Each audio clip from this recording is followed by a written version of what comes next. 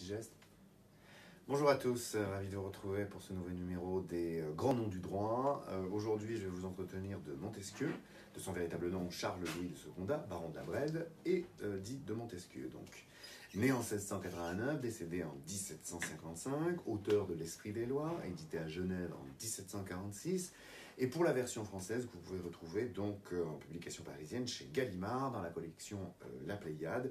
Il s'agit du tome 2 de ses œuvres complètes, avec une introduction par Roger Caillois, qui a fait l'objet d'une publication en 1951. Dans un volume plus restreint, vous trouvez ça évidemment en Garnier-Flammarion, 2 volumes aussi pour une première publication, 1979, et depuis très régulièrement réédité. Donc l'esprit des lois de Montesquieu n'appartient à aucun genre connu, ne répond à aucun précédent, n'a pas cessé de susciter, de créer des lectures aussi bien multiples que contradictoires. Montesquieu, en bon bordelais, fait ses études dans la capitale bordelaise avant de monter à Paris et d'hériter de la part de son oncle d'une charge de ce qu'on appelle président à mortier au Parlement de Bordeaux, où il siège de 1714 à 1726 avant d'en démissionner. Montesquieu est particulièrement influencé par ses lectures. On pense aux grands philosophes antiques, Aristote, Cicéron ou un peu plus tard Pufendorf. Et il publie en 1721 les Lettres persanes, lettres qui relatent à travers la naïveté feinte des personnages de Rika et Ouzbek, deux persans en visite en France, transparaissent même les jugements à travers eux que Montesquieu peut porter aussi bien sur la politique et le droit dans la société française de cette époque. Donc il démissionne, il voyage, il découvre l'Angleterre, visite Londres, participe aux séances du Parlement, enfin, y assiste plus exactement, et devient franc-maçon. À son retour en France en 1731, il fait publier 3 ans plus tard ses considérations sur les causes et la grandeur des Romains et de leur décadence, en optimisant, en perfectionnant donc ses outils d'analyse juridique et historique. L'esprit des lois, comme je vous le disais, paraît donc en 1748 à Genève, de manière évidemment à éviter la censure. Montesquieu sera accusé de spinozisme comme d'athéisme, et malgré la publication de sa défense de l'esprit des lois en 1750, l'ouvrage est ce qu'on appelle mis à l'index l'année suivante. Son objectif, c'est d'examiner les lois, comme il dit, dans l'infinie diversité de lois et de mœurs, de poser des principes, de découvrir les liens pouvant exister entre ces lois. On peut dire que l'esprit des lois est une tentative inégalée à ce jour dans l'ampleur de la compréhension des lois dans leur perspective, dans leur acception historique. Montesquieu cherche à éclairer de sa lanterne le peuple et finalement à le prémunir de ses préjugés. 6 parties, 31 livres et chapitres composent cet esprit des lois. Dès le premier livre, donc, intitulé Des lois en général, Montesquieu entame son propos par cette fameuse formule, l'étude des rapports nécessaires qui dérivent de la nature des choses. Il signifie que tous les êtres ont leurs lois, quelle que soit leur forme, la divinité, les animaux, la matière et même les hommes. Et qu'en réalité, ce n'est donc pas le sort, la fatalité, qui dirige, qui gouverne le monde. Montesquieu subissant l'influence de Newton, il considère que le réel est totalement rationnel, et donc qu'il existe des lois de la nature dérivant de la constitution de notre être.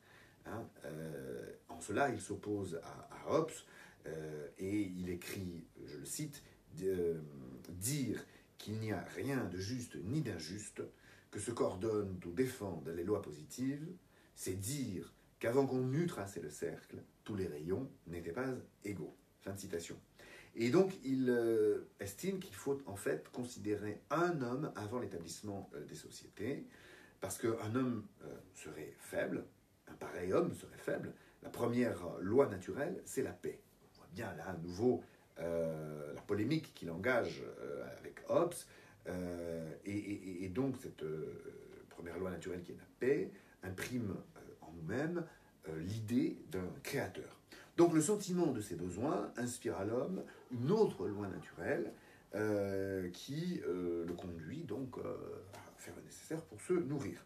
Enfin, l'attirance des sexes serait selon lui une troisième loi. Alors, on peut dire au sujet de l'esprit des lois qu'en fait il s'agit là d'une profession de foi de sa part dans le droit naturel. Un droit naturel conçu un petit peu plus dans l'esprit des anciens comme Aristote que dans la vision des modernes telle que le proposait Grotius. Donc en fait on aurait là affaire à un Montesquieu ni matérialiste ni positiviste et sa fameuse universelle égalité trouverait une prise, un ancrage, disons, dans la réalité, la nature des choses. Alors que Montesquieu, en réalité, ne s'attarde qu'assez peu sur ces lois de la nature qui sont réduites donc à trois principes inhérents à l'être humain.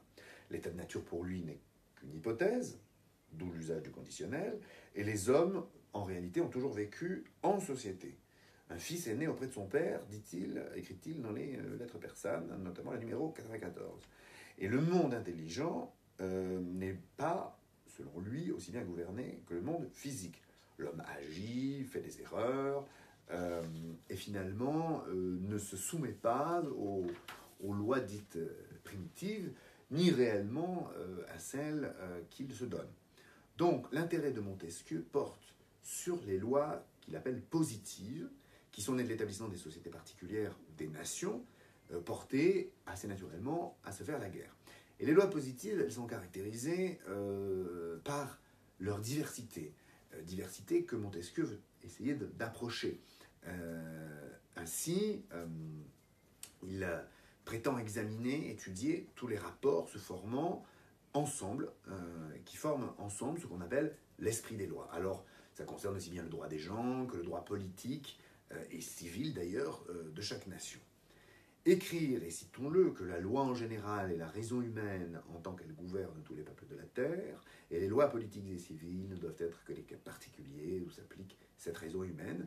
Écrire cela est donc sans doute rendre hommage à la tradition du droit naturel classique, mais il ne fait pas même aucun doute que Montesquieu joue sur les différents sens du mot loi. Les lois positives sont des institutions propres à chaque peuple, et l'esprit des lois est la loi scientifique qui détermine leur évolution. Donc la démarche de Montesquieu, elle est à l'opposé finalement des justes naturalistes, puisqu'il ne voit pas dans les lois humaines des créations totalement libres, libres de la raison inhérente à chaque législateur, ni même des déductions logiques de principes abstraits. Les lois positives, en réalité, sont déterminées par la combinaison historique d'une série de facteurs. Donc le choix d'un type de gouvernement, la géographie physique d'un pays, c'est le cas de le dire, la richesse des habitants, leur nombre, leur commerce, leur religion, leur culture, leur manière, leurs mœurs, etc. Donc la bonne méthode de compréhension du droit est en fait d'étudier le plus grand nombre possible de lois, et à partir de leur origine et dans les liens qu'elles entretiennent entre elles. Ainsi, il écrit, il faut éclairer l'histoire par les lois, et les lois par l'histoire. Donc, il ajoute, les prendre toutes ensemble et les comparer toutes ensemble. On voit donc bien que Montesquieu est en fait là un théoricien de l'appréhension historique du droit dans la tradition de l'humanisme. La sixième partie de l'esprit des lois est à peu près consacrée uniquement d'ailleurs à l'histoire du droit, celle des Romains, mais aussi celle des révolutions des lois civiles chez les Français, et particulièrement ce qu'on appelle la théorie des lois féodales, où, selon lui, il y a très vraisemblablement des raisons conjoncturelles à ces derniers chapitres qui sont liées à la querelle sur les origines de la noblesse entre Boulainvilliers d'un côté et l'abbé Dubos de l'autre. Donc, Montesquieu, qui a travaillé sur la loi salique, Beaumanoir aussi, du Tillet, rejettent les uns et les autres les excès de Boulainvilliers et Dubos. Hein, cette fameuse querelle donc, entre les différentes origines des Français selon, et donc du droit en découlant, selon leurs conditions actuelles et donc selon la condition historique de leurs ancêtres.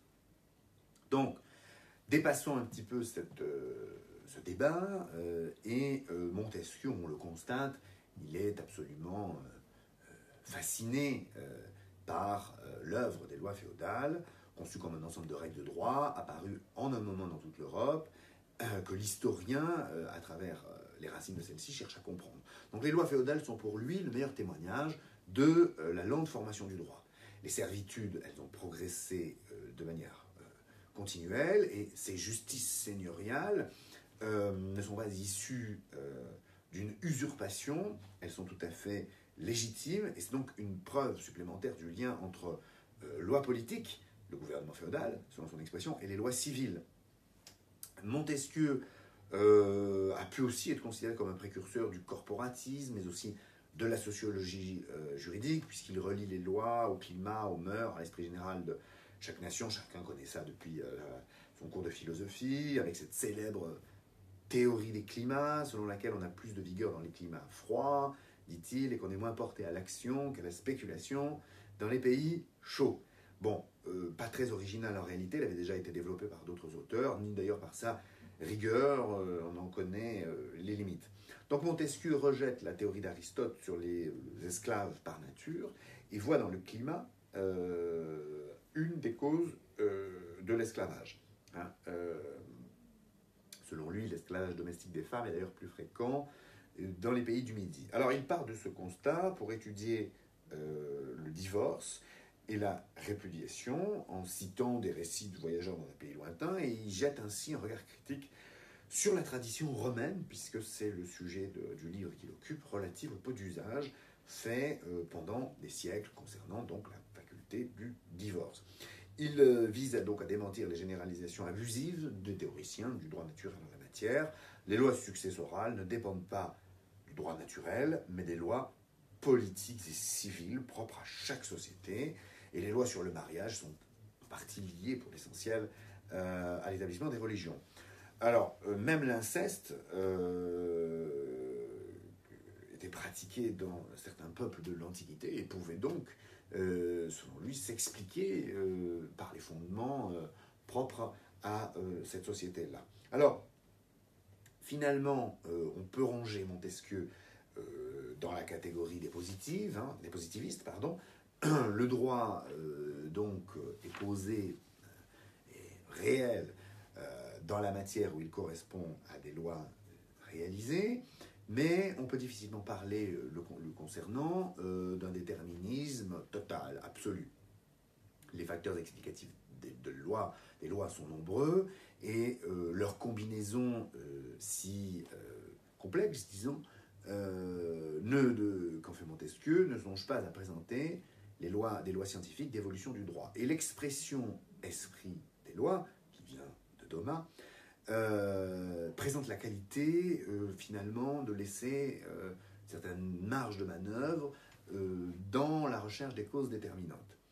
Donc, cette ouverture au pluralisme qui sépare l'examen des phénomènes juridiques ou sociaux des jugements de valeur sur les pays dits civilisés n'est pour autant pas synonyme d'absence aussi bien de choix méthodologiques que de préférences idéologiques. Montesquieu établit la suprême influence des lois politiques sur les lois civiles, et il se démarque de la tradition des interprètes du droit romain, tels que Thomas, pour prendre la défense de la primauté du droit public sur le droit privé. Toujours dans cette perspective, la théorie des trois espèces de gouvernement, c'est la plus importante, occupe la première place dans sa démarche, dans la première partie. Alors, Montesquieu, là, est très novateur par rapport à Aristote, qui évidemment l'inspire, puisque la classification, la tripartition que Montesquieu établit existait déjà, que Montesquieu reprend, existait déjà depuis Aristote. Donc, une trilogie d'abord des différents gouvernements. Alors, il y a le républicain, ce gouvernement républicain qui regroupe aussi bien la démocratie et l'aristocratie, le monarchique ensuite, le despotique enfin. Donc, il s'intéresse plutôt finalement au fondement, on va dire, du pouvoir. La nature de chaque gouvernement dépend du titulaire de cette souveraine puissance, selon son expression, soit le peuple ou une partie du peuple, soit une personne seule, mais s'inspire aussi du rapport avec les lois, qui sert à finalement distinguer le gouvernement monarchique avec les lois fixes du despotisme, ou l'absence de loi, qui signifie finalement le règne du caprice, et donc du tyran, qui ne se soumet à aucune règle à part celle de son bon vouloir. Chaque gouvernement est ainsi sous-tendu par un principe. La vertu, c'est selon sa formule le ressort de la République. La modération, celui de l'aristocratie, quand le gouvernement monarchique trouve, lui, appui sur l'honneur. L'honneur, donc, lié à la place de la noblesse. Le gouvernement despotique, lui, ne relevant que de la crainte. On pourrait parfois renvoyer aux célèbres pages de Machiavel, de Niccolo Machiavelli, en la matière, Le Prince. Donc, ce qui pourrait apparaître comme un recours subjectif à la psychologie des gouvernés et des gouvernants est en fait un nouvel outil méthodologique expliquant les relations entre les institutions propres à chaque régime.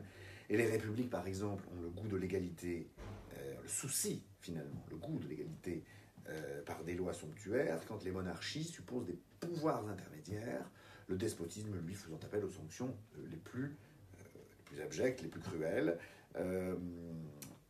Un petit risque quand même concerne le gouvernement républicain, notamment, c'est le risque lié à la corruption du fait d'une égalité extrême. Là, on voit se dessiner en amont peut-être ce que Tocqueville décrira plus tard dans de la démocratie en Amérique, avec l'idée de la tyrannie de la majorité et de l'égalisation des conditions. L'autre risque de corruption pour un gouvernement monarchique, en revanche, c'est l'abaissement de la noblesse. Et concernant le gouvernement despotique, il est d'une certaine manière corrompu par nature. Alors Montesquieu apporte un autre élément à cette trilogie. Il établit une distinction, on ne peut pas dire une opposition binaire, entre les gouvernements qui sont réglés ou pouvant l'être, face au despotisme toujours méprisable. Donc derrière cette description des lois politiques, finalement, prend place la subjectivité de Montesquieu et sa préférence pour la liberté. La liberté, cet amour de la liberté qui éclate dans l'appel à la bonté des lois criminelles contre l'usage de la torture et des supplices inutiles, dans la perspective finalement des principes établis par Beccaria, ou dans la dénonciation de ce qu'il appelait les droits insensés d'aubaine et de naufrage. Et cette liberté politique, il la définit comme le droit de faire tout ce que les lois permettent, dans tous les sens donc, du mot liberté. Elle lui est très précieuse. Ce n'est pas une indépendance consistant à faire absolument tout ce qu'on veut, et cela suppose surtout qu'on n'abuse pas du pouvoir. Donc cette liberté politique, on ne la trouvait évidemment pas dans le despotisme, mais on peut la rencontrer dans la démocratie, dans l'aristocratie. Voilà. Donc Montesquieu avait déjà vanté les mérites, les qualités, la précédence quasiment du gouvernement monarchique, et laissait entendre que la démocratie venue des cités antiques était devenue impossible à l'ère moderne, ce que ne manquera pas de reprendre Rousseau. Et donc que l'aristocratie n'était praticable que dans des petits États, les États-cités, on va dire, de la Renaissance, comme Venise, et il n'explicite pas la réduction des gouvernements modérés au seul cadre de la monarchie, si ce n'est en faisant appel aux limites que constituent les pouvoirs intermédiaires et des lois supposées, elles, à l'abri de la puissance du souverain. Donc le raisonnement peut se résumer de la manière suivante. Il a une formule très juste. Je le cite, c'est une expérience éternelle, et vous la connaissez tous bien, que tout homme qui a du pouvoir est porté à en abuser. Pour qu'on ne puisse abuser du pouvoir, il faut que par la disposition des choses, le pouvoir arrête le pouvoir. Donc, si l'on dépasse la distinction entre les régimes et la variété des expériences, Montesquieu estime qu'une seule nation dans le monde a pour objet direct de sa constitution la liberté politique, et que la liberté y paraît comme un miroir. C'est le fameux chapitre sur la Constitution d'Angleterre, 11.6, donc, qui trouve là presque des accents aussi forts que mystérieux. Alors, Eisenman avait démontré finalement que le langage, la pensée des constitutionnalistes de la fin du 19e et du début du 20e siècle, qui voyaient une théorie rigide de la séparation des pouvoirs, n'était pas tout à fait vrai, c'est le moins qu'on puisse dire. Alors non seulement cette expression ne figure pas dans le texte, Mais il n'était pas du tout question pour Montesquieu de distinguer et d'isoler ces trois pouvoirs, confier chacun dans leur totalité à un seul organe indépendant des deux autres. C'est totalement faux. Et Eisenman l'a très bien démontré. Les trois puissances qui existent dans chaque État exercent trois fonctions étatiques. Le pouvoir législatif qui fait la loi, la puissance exécutrice des choses qui dépendent du droit des gens, donc centrée finalement autour du droit de faire la guerre et la paix. Il ne s'agit pas du tout d'une fonction administrative. Et enfin, la puissance de juger, ou comme il dit, la puissance exécutrice des choses qui dépendent du droit civil, donc qui vise à réprimer et punir les crimes, trancher les différends entre particuliers. Pour lui, le moyen d'assurer la liberté, c'est en fait l'absence de confusion et de cumul dans une même personne ou un même corps de plusieurs de ces pouvoirs. C'est pour ça qu'il faut parler de non-confusion des trois pouvoirs ou de non-identité des organes.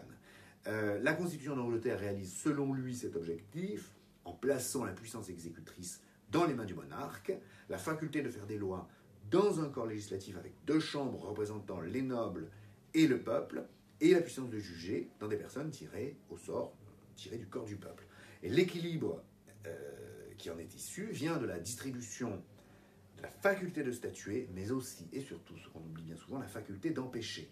Un jeu de pouvoir et de contre-pouvoir qui ne développe pas d'ailleurs tant que ça. Il écrit surtout que il écrit et exprime le nécessaire, l'indispensable concorde entre deux chambres à composition sociologique différente pour éviter finalement que le peuple opprime les nobles ou que les nobles oublient les intérêts du peuple, alors que la faculté d'empêcher reconnue au monarque lui permet de régler le temps et la durée des sessions parlementaires. Alors, il n'y a pas vraiment finalement d'allusion explicite au pouvoir de veto qui déjà à l'époque avait quasiment disparu en Angleterre, ni à la responsabilité ministérielle qui trouvera un aboutissement quelques décennies plus tard dans le régime parlementaire. Il parle en revanche d'inviolabilité du monarque avec le caractère sacré de sa personne ou la mise en accusation des ministres. Dans ce qu'on appelle la préservation de la liberté entre un pouvoir législatif qui a la primauté et un pouvoir exécutif, à la fois limité à ses missions et fort de l'impossibilité d'être arrêté en cours d'action, donc la position du pouvoir judiciaire est stratégique. Et on va reprendre les mots de Montesquieu, parce que la liberté de juger, dit-il, est si terrible par les hommes, mais aussi en fait par l'emprise directe sur la vie comme la liberté des citoyens, eh bien elle ne doit pas être donnée à un sénat permanent, mais éparpillée entre des juges tirés au sort, c'est le modèle athénien, n'étant ni attaché à un certain état, ni à une certaine profession, la puissance de juger devient, dit-il, invisible et nulle. C'est la complémentarité de ces organes et leur équilibre entre forces sociales, donc, qui justifie trois exceptions en faveur de la chambre haute du corps législatif pour juger les nobles, modérer la loi, punir les crimes violents du peuple. Enfin, l'interprétation donnée à ce chapitre doit être combinée à celle d'autres passages de l'esprit des lois. Comme Montesquieu était séduit par les institutions anglaises, c'est évident, par certaines d'entre elles, ne signifie pas non plus qu'il ait, disons, rejeté la confiance qu'il place dans les vertus de la monarchie française, puisqu'il ne cache pas son attachement aux privilégiés de la noblesse, son hostilité à l'opinion des justices seigneuriales, comme à l'unification du droit civil par la disparition des coutumes propres à chaque province ou la défense des parlements. Il critique assez clairement quand même la politique de Louis XIV, comme le rejet des corps intermédiaires en Angleterre, et Montesquieu prend le parti du féodal, disons, plus pour le caractère aristocratique que pour son libéralisme. Et finalement, pour lui, il s'agit de soumettre la volonté particulière du juge à la volonté générale de la loi, dans un système qui fait appel aux jurés comme au régime républicain pour statuer en matière de droit pénal. Montesquieu a reconnu par ailleurs un large pouvoir d'interprétation de la loi aux juges dans les monarchies, et il affirme l'utilité d'une jurisprudence pour que l'on juge aujourd'hui comme hier. Sur cette formule de bouche de la loi, qui se rattache à une vieille tradition élaborée déjà du temps de Cicéron via les magistrats de l'Ancien Régime, on pense à Harlay ou à Lamoignon, il est susceptible, cette formule est susceptible d'interprétation à double tranchant. Le juge, en faisant parler la loi muette, ne donne-t-il pas ainsi vie à un texte qui, sans lui, serait déjà mort? Montesquieu a pu dire ainsi au parlementaires rebelles, l'État est une grande machine dont vous n'êtes qu'un des ressorts. Donc on voit bien l'héritage de Montesquieu, aussi bien en matière politique qu'en matière juridique. C'est difficile de le raccrocher au groupe des encyclopédistes, mais on sait qu'il a, concernant l'équilibre des pouvoirs qui ont joué un rôle déterminant dans la rédaction de la Constitution de 87 aux États-Unis, ou l'organisation du pouvoir judiciaire comme incapable de menacer la liberté selon Hamilton. Il a été donc très utilisé dans l'établissement du modèle fédéral américain. Et on voit bien qu'il a été aussi au cœur des débats constitutionnels français au moment de la codification napoléonienne, puisqu'il s'était prononcé contre l'unification de toutes les coutumes. Enfin, et pour véritablement en finir sur cet aspect des choses et définitivement concernant Montesquieu, c'est un auteur qui a par la suite inspiré aussi bien les libéraux, je parlais tout à l'heure de Montesquieu, que tout le mouvement qui finalement initie et impulse du constitutionnalisme. Je vous invite donc à lire les plus belles pages de l'Esprit des lois, qui est une lecture absolument roborative et régénérante pour tout étudiant en droit, et vous verrez qu'on y prend un certain plaisir intellectuel. Bon courage, à très bientôt, au revoir.